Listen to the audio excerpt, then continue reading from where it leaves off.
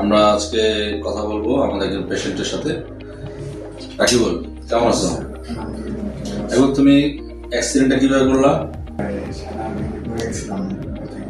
আচ্ছা আচ্ছা।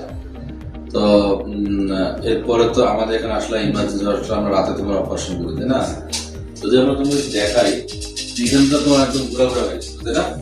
এই জায়গাটাতে হাতের এই যে রেডিয়াস বলি একটা, এবং এইখানেও তোমার বেশ ইয়ে ছিল আর কি, এখানে বেশ ইনজুরি ছিল।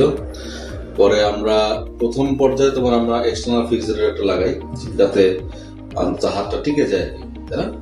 তারপরে কয়েকদিন পরে যখন এটা মোটামুটি ইনফেকশন ছিল না, তখন আমরা এই ডেফিনেটিভ সার্জারি করি এবং আলহামদুলিল্লাহ যখন অনেক ভালো অপারেশন হচ্ছে, তাই না? একদম খুব সুন্দর মিলে গেছে, এই হাঁটিটাও মিলে গেছে। আজকে এই রডটা খুলে দেবো, এখানে একটা রড এবং এই দুটো রড খুলে দিব, এই রডটা এবার এটা খুলে দেবো এবং আস্তে আস্তে মুভমেন্ট দিয়ে দেবো। এখন তোমার অনুভূতিটা কি?